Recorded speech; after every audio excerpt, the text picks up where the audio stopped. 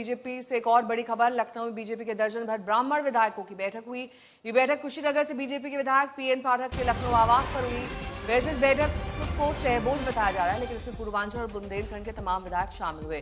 विधायकों में शलभ मणि त्रिपाठी, मिर्जापुर विधायक रत्नाकर मिश्रा और एमएलसी उमेश द्विवेदी की मौजूदगी रही। ये सभी सीएम योगी के खास माने जाते हैं। पिछले सत्र में ठाकुर विधायक जुटे थे, जिन्होंने पारिवारिक मिलन का ऐसे नाम दिया था, और इस बैठक को ही उसके जवाब में देखा जा रहा है।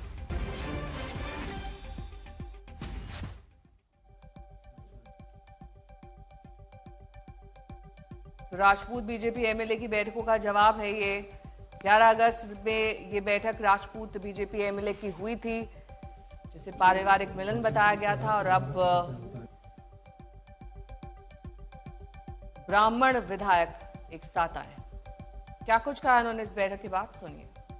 ब्राह्मण विधायकों की जुटान में रत्नाकर मिश्रा भी थे, जो कि मिर्जापुर से विधायक हैं, ब्राह्मण विधायक हैं। रत्नाकर जी, क्या थी ये बैठक? आप लोग सब एक साथ मिले, बैठे, खाए पिए, कुछ तो है खास? हम लोग बैठे थे, एक समाज में चिंता का विषय है। ब्राह्मण लोग संस्कार देने वाले हैं, तो जो संस्कार विहीन समाज होता जा रहा है, बच्चों में नए में संस्कार नहीं आ रहा है, उसके लिए चिंता था कि बिखरता हुआ परिवार, कैसे मेरा परिवार इकट्ठा रहे, पश्चिमी सभ्यता न कायम हो, उसके लिए हम लोग बैठकर चिंतन मंथन किए कि ये संस्कार देने का हम लोगों को बच्चों में काम हो, जो कि आज माता पिता को सब छोड़ दे रहे हैं और दूसरी जगह माता पिता पाल पोस कर बड़ा किए, तो एक चिंता का ये एक तरह से विषय पूर्ण रूप से है। लेकिन रत्नाकर जी, कहा जा रहा है ये कोई ना कोई मैसेज देने की कोशिश है, क्योंकि सभी ब्राह्मण विधायक थे और जिस तरीके से ठाकुर विधायकों ने कुटुंब बैठक की थी, उसी तरीके से कहा जा रहा है कि आप लोगों ने भी सहभोज किया। तो क्या ये मैसेज देना है या फिर उस बैठक का जवाब है? ये किसी तरफ से कोई भी जवाब देने के नहीं। माननीय मुख्यमंत्री योगी आदित्यनाथ जी जिस तरीके से अपराध मुक्त किए हैं, उनके नेतृत्व में हम लोग पिछला भी चुनाव लड़े थे, अगला भी चुनाव उन्हीं के नेतृत्व में लड़ेंगे।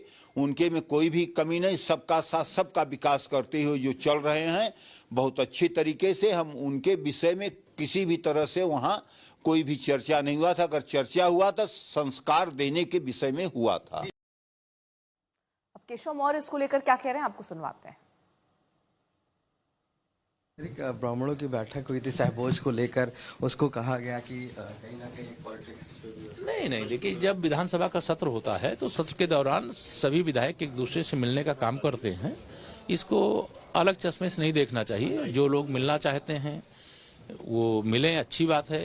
कभी भी मिलन एक दूसरे से गलत नहीं होता है, लेकिन इसको जो भी हमारे मीडिया के मित्र लोग चला रहे हैं, मुझे लगता है इसका कोई औचित्य नहीं है। ये एक सत्र के दौरान मिलते रहते हैं, आपका कैमरा वहां पहुंच गया होगा, इसलिए ऐसी बातें हो रही। समर श्रीवास्तव मेरे सहयोगी जुड़ गए हैं तमाम जानकारी के साथ। समर, इतना संशय क्यों बना हुआ है? औपचारिक मुलाकात थी, अनौपचारिक थी, बता भी देंगे। ब्राह्मण समाज की अगर कोई बैठक हो रही है तो इसमें बड़ी बात क्या है?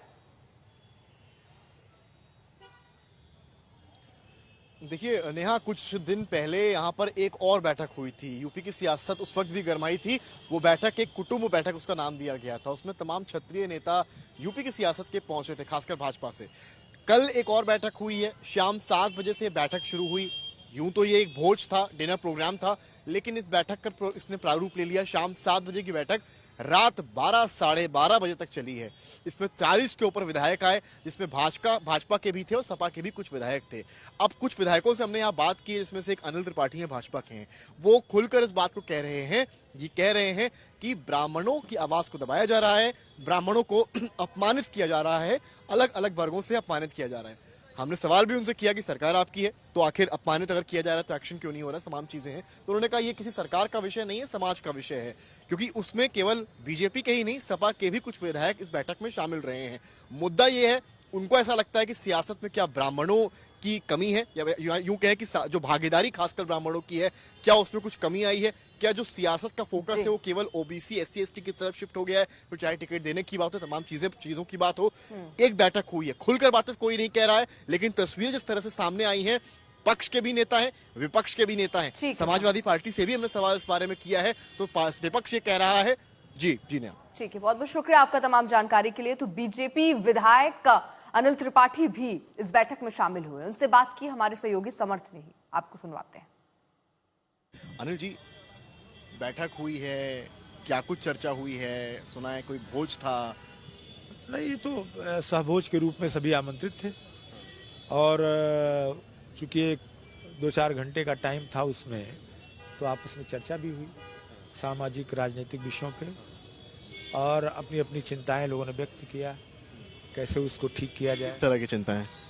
देखिए, सबसे बड़ी चिंता हमारी यही है कि हमारे समाज ने भारत के निर्माण में एक समृद्ध योगदान दिया है। जब से इस राष्ट्र में मानवता और एक सामाजिक संरचना जब से पैदा हुई है, तब से ब्राह्मण समाज, ब्राह्मण कोई जाति तो था नहीं, ये तो एक वर्ण है, एक वर्ग है, और ब्राह्मण समाज ने इस तरह की सामाजिक संरचना किया था कि यहाँ जाति थी ही नहीं, यहाँ पे तो वर्ण और वर्ग था। परंतु उसको वैदिक काल के दौरान या कि ये विदेशी शासन में इस तरीके से जातिगत आधार पर सामाजिक संरचना को खड़ा किया गया।